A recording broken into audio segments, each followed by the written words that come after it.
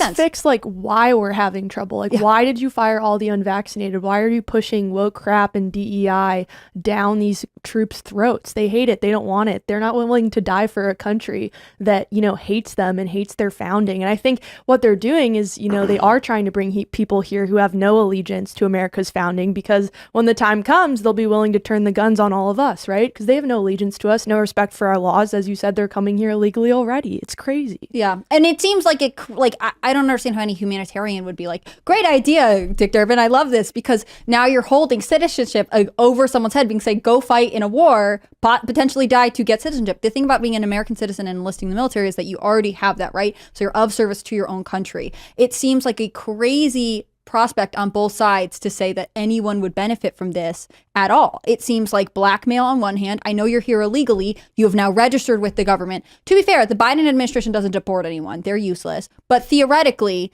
I know you're here illegally, so continue to fight until I say you can stay here.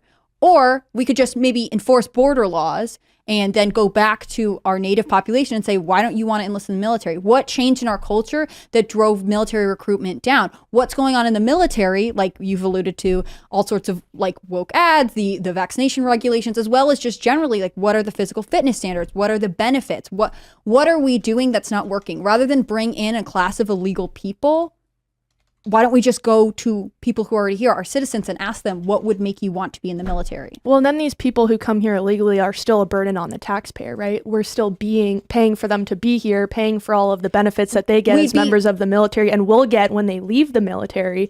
So, you know, you're not in any way taking this problem away from the American taxpayer. You might even be making it worse, one could argue. It doesn't make any sense. We could give less benefits to foreigners that join the military, but give them citizenship as their benefit. But isn't that like a form of discrimination? You're saying you're doing the same job, but you get fewer benefits? That doesn't make any sense. Yeah, also, it would be a form of discrimination. Shouldn't you want to fight for your own country? I mean, shouldn't you be a citizen to enlist in the military? How do we know where your loyalties are if you're not a citizen of the country you're serving? Absolutely. I think these people, in particular, recent, you know, people that are crossing over the southern border have shown they have no interest in assimilating, right? They're waving their foreign flags. They're not adhering to our values. People used to come to the US and literally change their last name so they could pass as American. That's how badly they wanted to assume our identity and adhere to our culture. And these people aren't doing that at all. They're shoving it in our faces. So to think that they would want to fight under the banner of the American flag, you know, honestly and believe in it, I think that's just stupid.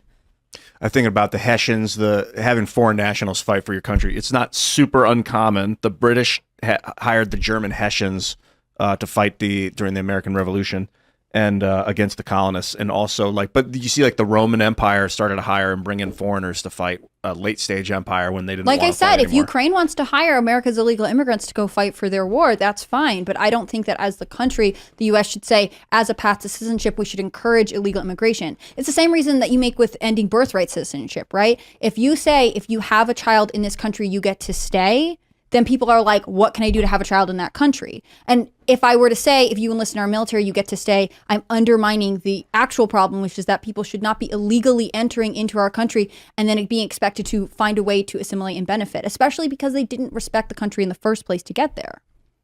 Yeah, and I'm just really tired of politicians trying to fix, you know, symptoms of the problem and not actually get to the root of it. We have the capacity to totally stop the illegal immigration at our southern border. We just don't have politicians who are willing to do that.